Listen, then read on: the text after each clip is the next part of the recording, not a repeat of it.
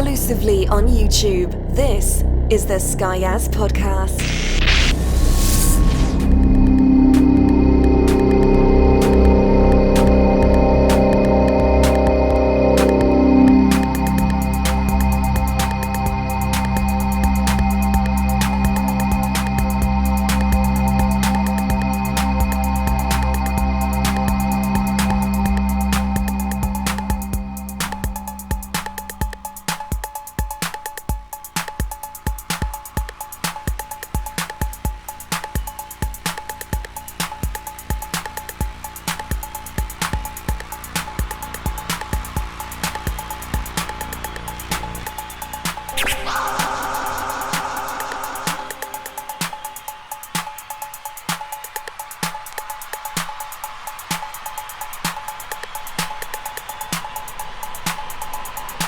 Yo, this is the Egyptian Lover. You listen to Skyaaz.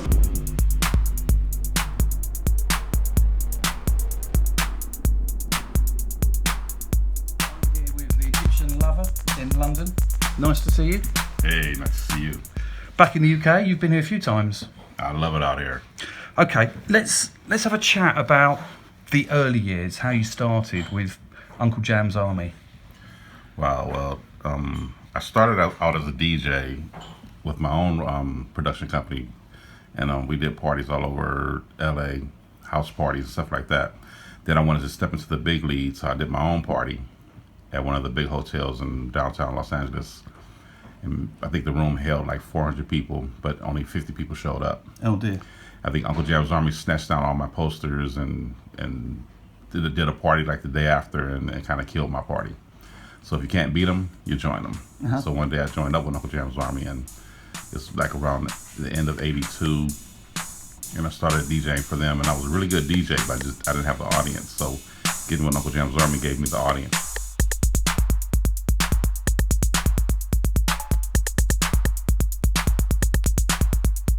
So let's talk about the B-boy scene in LA in the early 80s. I mean, there was a documentary called Breaking and Entering you were involved in.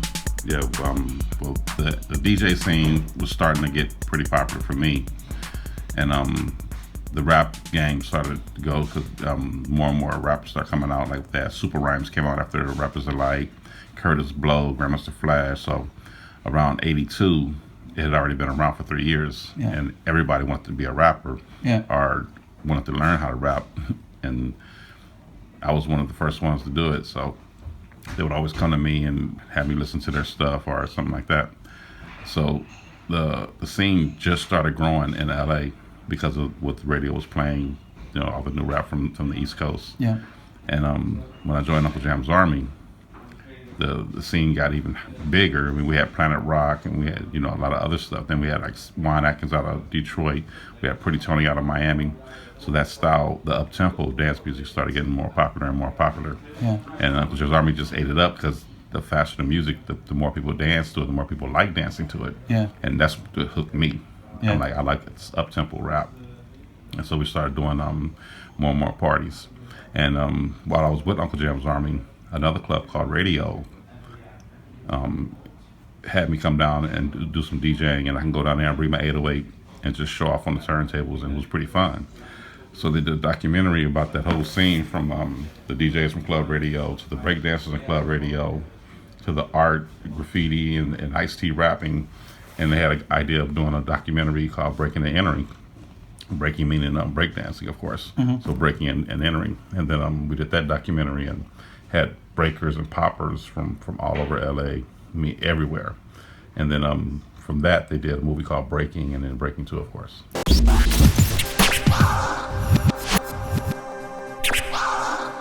So you mentioned about the 808. When did you first find this machine? Well, that happened at Club Radio, where I was on, where they did the documentary Breaking and Entering. Yeah. I went to the club because someone said that there was another DJ out that can do some good mixing, and he doesn't have my style. Because at that time, everybody in LA had my style, the stuff that I created doing the turntables. Other DJs were starting to do my style of DJing. But they said this guy named Africa Islam was not doing my style, and he was pretty good. So I said, oh, let me go check him out, because I haven't seen anybody DJ but me. Yeah. So I went to see Africa Islam. I said, wow, the name Africa Islam sounds like Africa Bambaataa. He said, yeah, I know him. That's my dad. I call him my dad. I'm like, what? I said, what kind of drum did they use for Planet Rock? Yeah. He said, it wasn't a drum, it was a drum machine. I said, really? He said, yeah, it's called the Roland TR-808.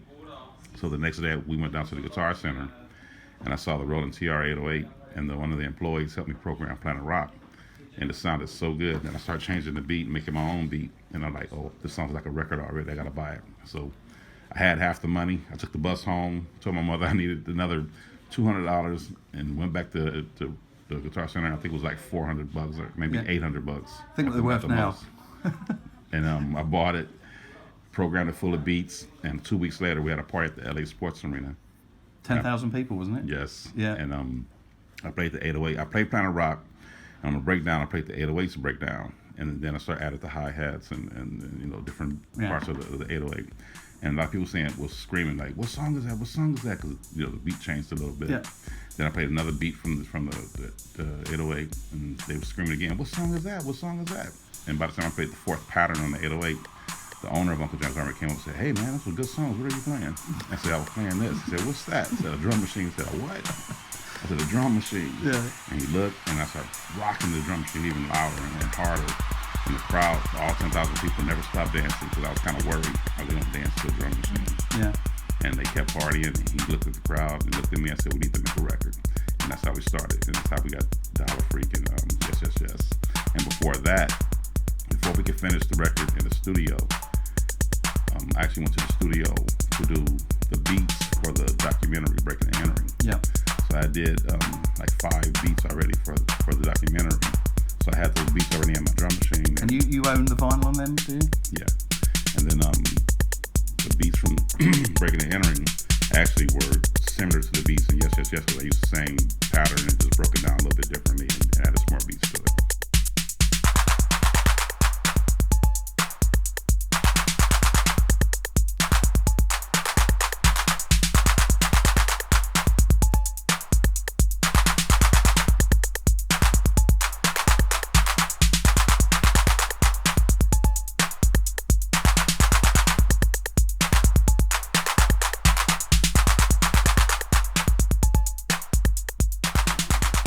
So let's have a think about some of the artists that influenced you. So I guess Kraftwerk. Definitely Kraftwerk. Yeah. Kraftwerk is a big influence because their music was so futuristic. Yeah. And they were talking about computers way back in '81, and it was like, I loved it. I had no idea who Kraftwerk was until a schoolmate of mine who had a crush on. She brought me the album to put on tape for her. Yeah. And I put the album on tape, and while I was listening to it, I was gonna like it anyway because I liked her. Yeah. But I was listening to it, I'm like, wow, this is a great album. Is this Computer World? Yes. So Numbers would be the standout track. Well, I thought More Fun to Compute was the standout track. Really? I love that song. Cool. And I listened to the whole side, and I flipped it over, and I heard the other side. I'm like, this is an amazing album. So I put it on tape for her, and gave her the tape. And she said, "You can have the album because I don't have a record player. I just wanted the tape." So I was so happy that she let me keep that album. And then years later, I saw her at the reunion, the high school reunion, and I said, "I would love to take you on a date." And so I started taking out on dates, and I told her, "Because of you, I'll start my career, this kind of music, this, and the other." And we started dating more and more and more, and I ended up marrying her. Really? All from Kraftwerk?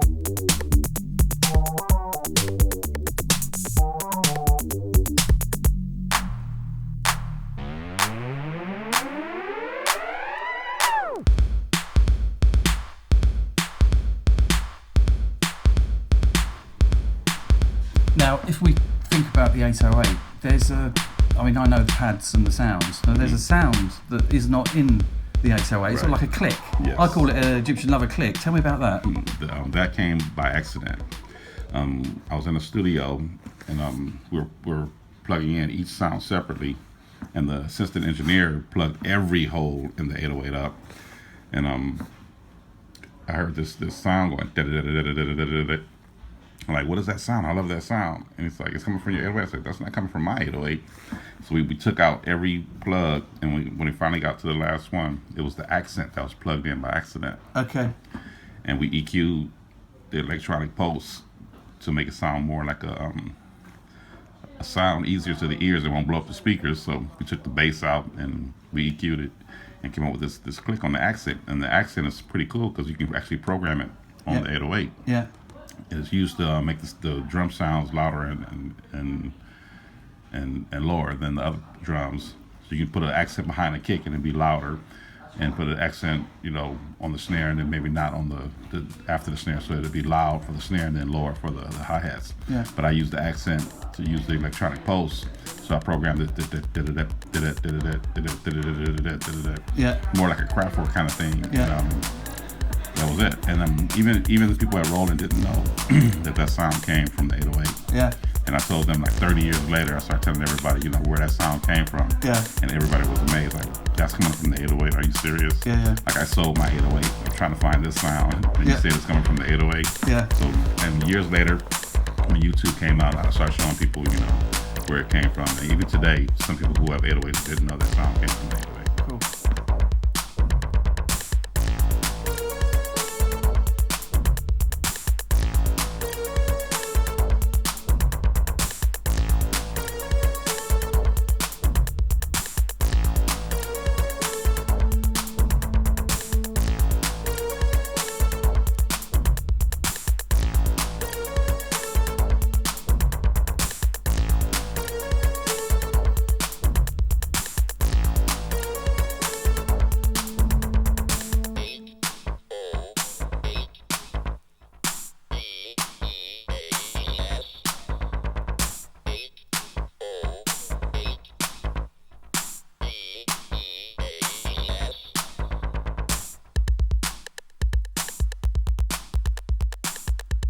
So I first got into Egyptian Lover from Mike Allen on Capital Radio, who I guess you know. Yes.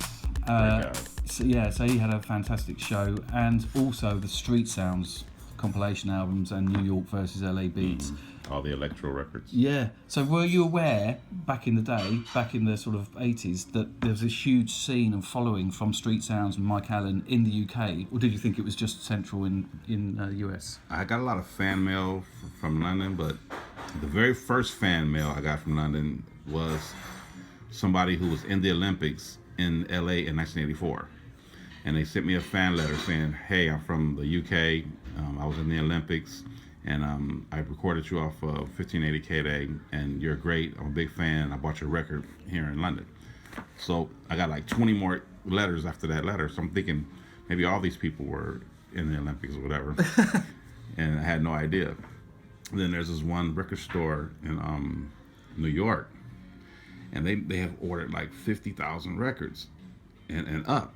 And I'm like, wow, New York is really doing well. And then they ordered another 50,000. I'm like, this is incredible. I'm going to New York because I'm blowing up in New York. I just sold 100,000 records like in a month, in less than a month. Was this Egypt or? Yes. Yeah. So I went to New York, went to the record store, and it was kind of small. I'm like, this is pretty small to sell 100,000 records like real fast like that. So I looked in the slot where it said Egyptian Lover, and there were only like 5 records in there.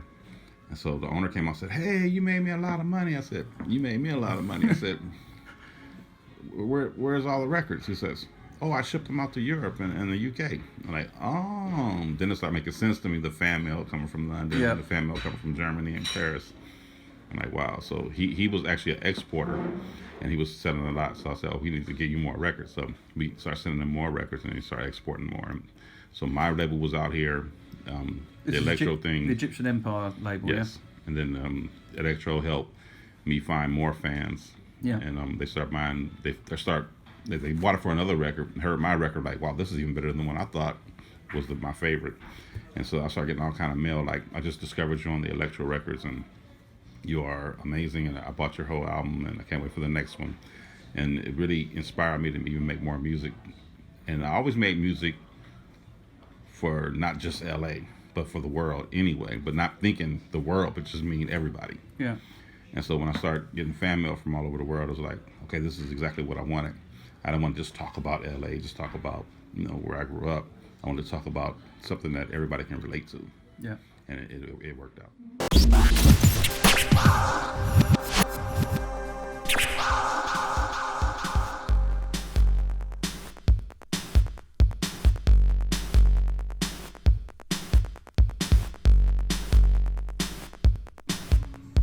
actually thought that the heavy breathing Egyptian lover sort of sound came from the Kraftwerk Tour de France, but that's not the case. No, I was actually breathing on rap tapes in high school before I heard Tour de France. So I was breathing. It was a song when we were kids. It was a kind of nasty song. It was like, put your foot on the rock. And I thought that was so nasty. It sounded so nasty, but the girls liked it. I'm like, okay, this is pretty cool. So ever since a kid, I love his breathing and this little chant. And then I heard Prince's "Soft and Wet" is one of his first singles, and he breathed in that. He even said, "You leave me without breath," and it was just, I love this. Then he became a song called "Sexy Dancer," and he was breathing on the "Sexy Dancer" track. And then by 1981, he had made a song called "Head," and another group tried to copy that song. The group was called Ebony Webb, and they made a song called "Something About You," and they were breathing on that track. And I was already putting it on my rap tapes, the breathing, and I think Blowfly did some breathing on one of the songs. And so I was using breathing heavily in a lot of my raps in 81, 82, 83. And when I heard "Something About You" by Ebony Webb, I just said, okay, they're trying to steal Prince's breathing, just like I've been stealing Prince's breathing, but theirs is really rhythmic. Yeah. And I had to take that, so I took Ebony Webb's breathing and put it on "My Beat Goes Boom," and did some other things. And then on "Yes, Yes, Yes," I took "Sexy Dancer" and like reversed it, the breathing from that breathing, and reversed it for "Yes, Yes, Yes." And then so breathing was out on the very first record that I recorded. And then I heard Tour de France breathing, and I'm like, wow, that's rhythmic too. So maybe I could take something with that on the ones and the threes, and maybe do something like that. But I also added my background breathing track, so I breathed on the one and the three, and then I reversed the tape, and I breathed on it again. So instead of just going, it went, whoa, because the breathing was going backwards and forth at the same time. Yeah. And so we had that kind of rhythm, and then pretty much every song I made, I had some kind of rhythm as an instrument on the records.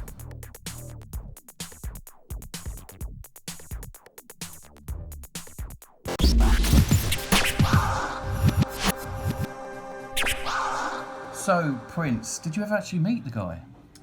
Never met him, like had a conversation with him. No. But one of my friends ended up being his bodyguard. Really? And that was pretty cool. And he used to always tell me, yeah, man, Prince knows who you are. I'm like, yeah, right, sure, whatever. Yeah. He said, no, he really likes your music and this, that, and the other.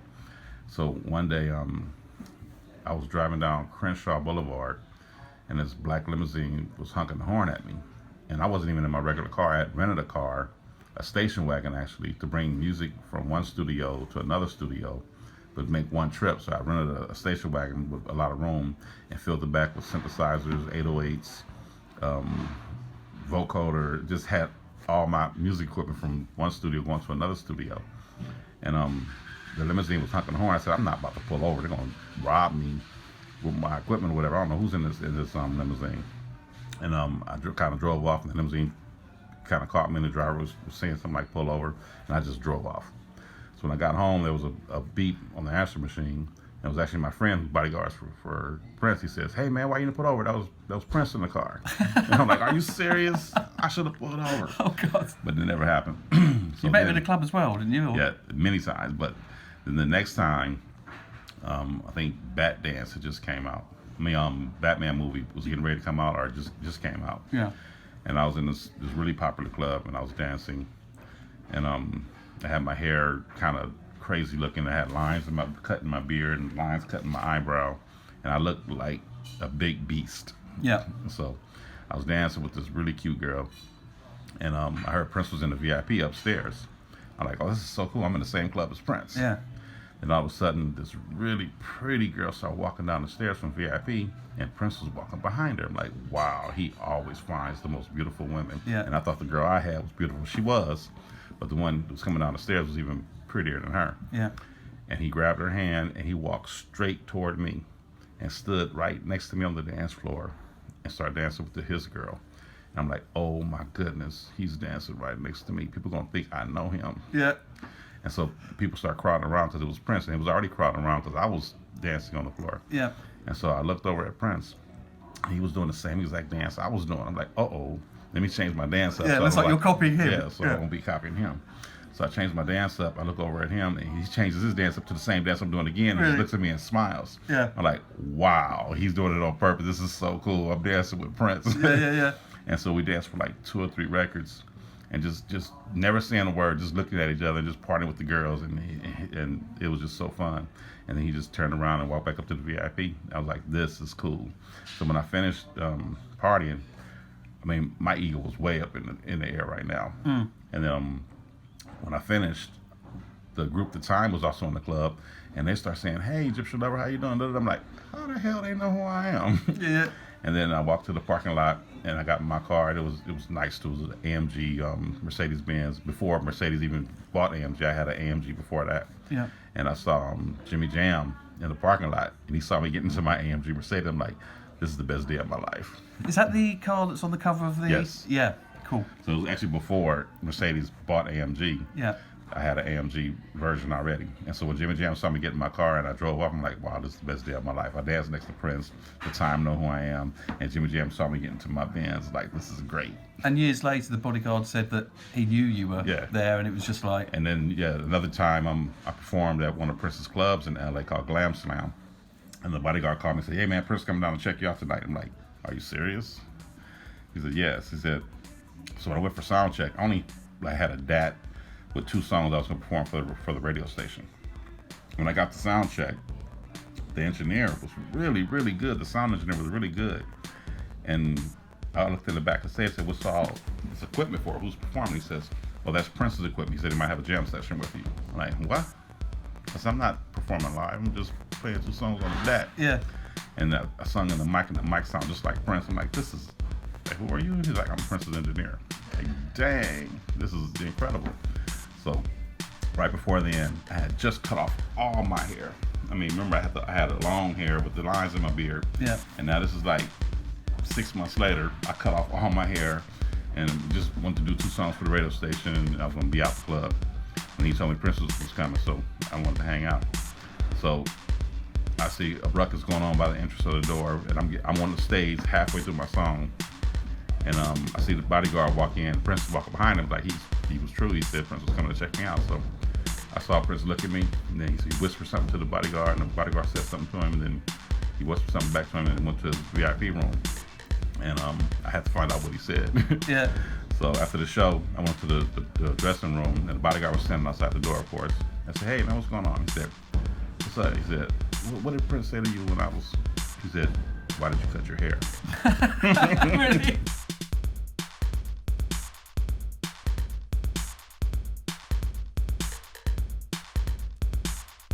There's another track as well, which you actually gave to Jamie Jupiter. Yes, that's a long story, but make a long story short. Yeah. When I first started out, I needed a serial number for my first record. So I said DMSR 661, because I knew I wasn't going to make 5 records. So it'd never be 666. Yeah. So 661 was Egypt. 662 was And My Beat Goes Boom. 663 was my full album. Yeah. 664 was Girls. And then I wanted to do a better version of Girls, so I made Dub Girls for 665. Yeah. And then the number 666 came up. By the way, is Girls all your ex-girlfriends? Yes. Girls' names? Yes. There's quite a lot. Yes, for that young, yeah. And then 666 came up, and I like, okay, I cannot put Egyptian Lover name under the number 666. No. So we changed the name to Jamie Jupiter, with Jamie being James, my middle name, and Jupiter being the synth I was using, Jupiter 8. Okay. And then my other friend said, man, I'll be Jamie Jupiter. I said, all right, so we'll put this song out. So it was actually you? It was me and him. So he was in the studio with me, and he gave me some ideas. We put the song together. But then he had to go to the military. Okay. He got called in. And I'm like, dang, we didn't finish your song. So I went back to the studio, and I EQ'd it, did the drums harder, put some more synths on there, finished the record, printed it, and shipped it to him in Germany, where he was stationed in the military, and said, here's your record. Which he didn't even know anything about. Right, he didn't even know anything about it. He just heard the beginning. So is he now Jamie Jupiter? He's always Jamie Jupiter. Right, nice one. But actually, he spelled Jamie Jupiter the correct way, like Jupter. Mm-hmm. And when I do the songs, I spell it Jamie Jupiter, Juptor. Okay. So Jamie Jupiter is me, and Jamie Jupiter is him.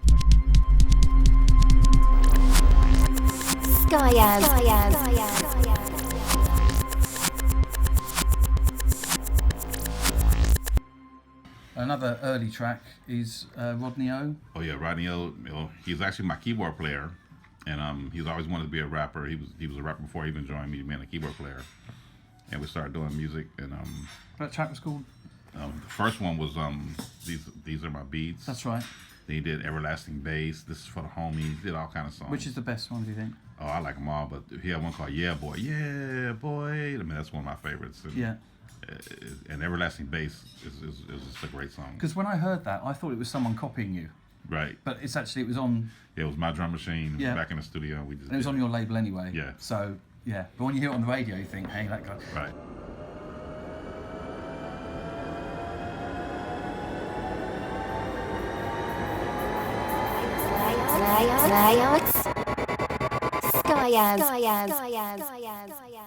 Now, one of the tracks that I've not seen on any CD releases is the Ultimate Scratch Part 2. Mm-hmm. Is there a reason why that's never appeared, or? I wanted to put it just on the vinyl because it was the Ultimate Scratch for the vinyl. I did Ultimate Scratch Part 1 and Ultimate Scratch Part 2. I actually did an Ultimate Scratch Part 3 that I never put out, and maybe one day it'll come out. Sure. And I just love having fun with the turntables and different sounds. And I met some cool guys in LA who's just really into the scratching, like Q-Bert, Yep. J-Rock. And I said, you know what, if I redo the Ultimate Scratch Part 3, I think I'm gonna get some LA DJs and some cats from the West Coast who really is really into this kind of stuff, like Joe Cooley. Yeah. And maybe do What Is a DJ If You Can't Scratch EP and put like the Ultimate Scratch Part 3 on there and a long version of What Is a DJ If You Can't Scratch. Maybe even What Is a DJ If She Can't Scratch, and get some girl DJs to scratch on Yeah. that. There's a girl DJ that I know called Miss Tyson, and she's vinyl only, and she is awesome. She's really good. She plays kind of 90s house, but I love it. I think it's great, and I think the fact there's not many women doing it, particularly as a every digital. time I see one, I always give them props because people don't see the DJs as young kids. They don't see the DJs as old men like me. They don't see the DJs as women. And when I see somebody up there that's different, I love it. Yeah. Because they're doing what they love, and that's the whole game right there. If you do what you love, it's never work. You just having fun. Yeah. I mean, even as a DJ, I can go into a club, and I want to play the club. Yeah. For free. I mean, I don't care. I just want to get up there and DJ, do some songs and rock the crowd. So for them to actually pay me to travel around the world and do what I really love, that I would actually do for free, is really amazing.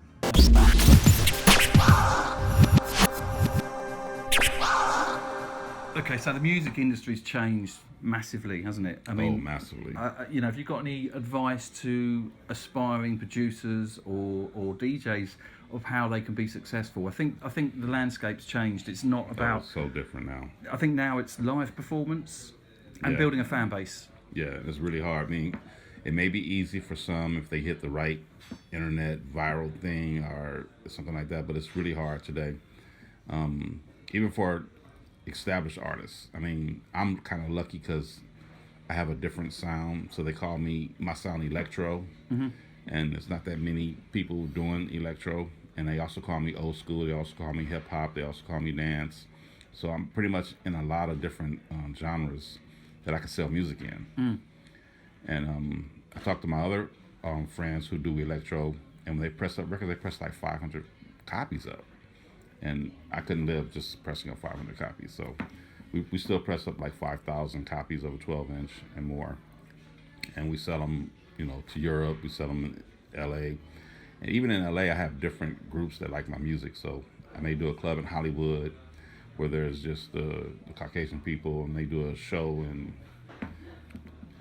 Inglewood, and have my the black people over there. I may do a show in an Empire and all the Hispanics over there. So even in LA, I can still draw every kind of people and sell music to them. So it's pretty cool.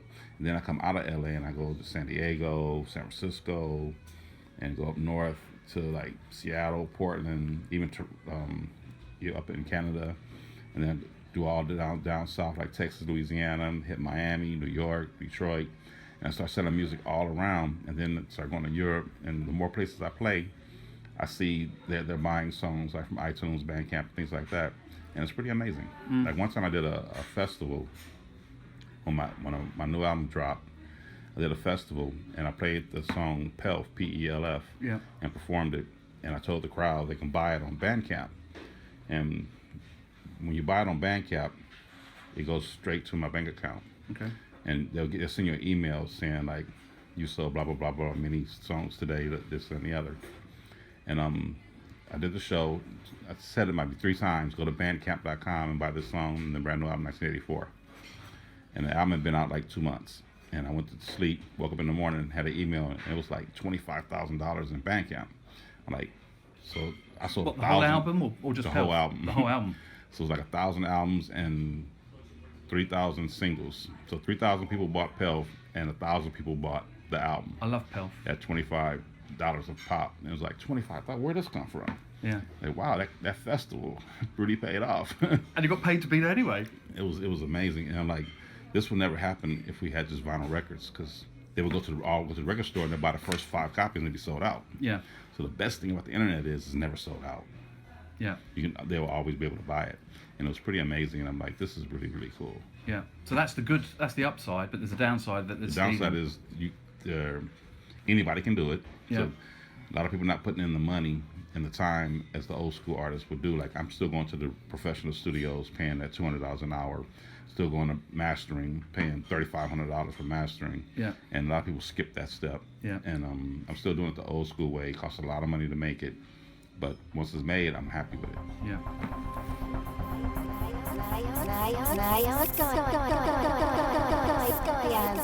Right, so many thanks to Egyptian Lover. Have you enjoyed your time in the UK so far? Oh yes, I'm about to go to the Bentley dealership right now and talk to a friend over at the Bentley dealership and see what kind of special colors they can do for me. Really? And also, you've got your show tonight. Oh yeah, show at Fabric tonight. Fabric was closed down. Now they're back open and they're going strong. And it's going to be a great show. And if you've never been to Fabric ever in your life, you need to go there at least one time, because their sound system is amazing. Yeah, brilliant. Many thanks for your time. Oh, thank you.